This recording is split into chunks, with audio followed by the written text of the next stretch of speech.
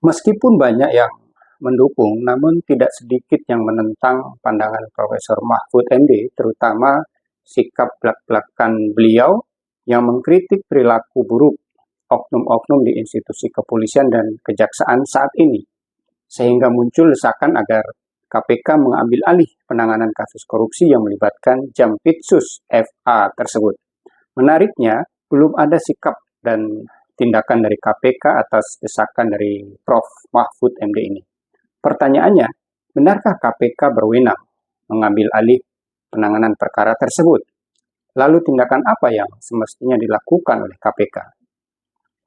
Sobat, menurut pasal 10A Undang-Undang Nomor 30 Tahun 2002 tentang Komisi Pemberantasan Tindak Pidana Korupsi yang diubah terakhir dengan Undang-Undang Nomor 19 Tahun 2019, KPK memang berwenang mengambil alih penyidikan dan atau penuntutan terhadap pelaku tindak pidana korupsi yang penanganannya sedang dilakukan oleh kepolisian atau kejaksaan dengan alasan yang pertama, tindak pidana korupsi tersebut telah dilaporkan masyarakat tapi tidak ditindaklanjuti.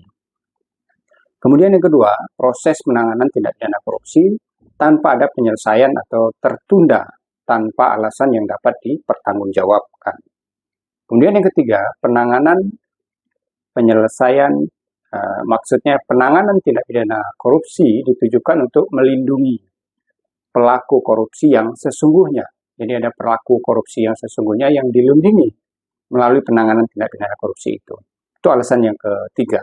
Kemudian alasan yang keempat, penanganan tindak pidana korupsi mengandung unsur tindak pidana korupsi. Jadi kasus korupsi ditangani, tapi penanganannya itu mengandung unsur tindak pidana korupsi pula. Kemudian yang kelima, ada hambatan dalam penanganan tindak pidana korupsi karena campur tangan dari pemegang kekuasaan di lembaga eksekutif, legislatif, dan juga yudikatif. Dan yang keenam, keadaan lain yang menurut kepolisian atau kejaksaan, penanganan tindak pidana korupsi sulit dilakukan. Jadi 6 alasan ini bisa kemudian dijadikan dasar untuk dilakukan pengambil alihan penanganan perkara oleh Komisi Pemberantasan Tindak Pidana Korupsi. Boleh seluruhnya, bisa juga salah satu dari 6 alasan ini. Namun, wewenang mengambil alih itu baru muncul setelah KPK melakukan supervisi terlebih dahulu berupa pengawasan, penelitian, atau penelaahan yang dilakukan terhadap instansi yang sedang melakukan penyidikan dan atau penuntutan perkara tindak pidana korupsi. Sebagaimana diatur, hal ini dalam pasal 10 ayat 1 Undang-Undang KPK, Jungto Peraturan Presiden nomor 102 tahun 2020 tentang pelaksanaan supervisi pemberantasan tindak pidana korupsi. Nah, bila dari hasil supervisi ditemukan adanya alasan sebagaimana dimaksud dalam pasal 10A, adanya alasan yang terdiri dari 6 alasan tadi yang diatur dalam pasal 10A, barulah pengambil alihan bisa dilakukan oleh KPK.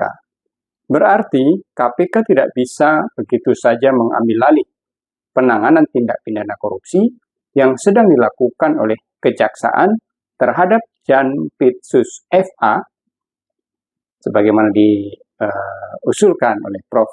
Mahfud MD tadi, sebelum melakukan supervisi terhadap kejaksaan yang hasilnya ditemukan alasan untuk melakukan pengambil alihan sesuai pasal 10A Undang-Undang KPK.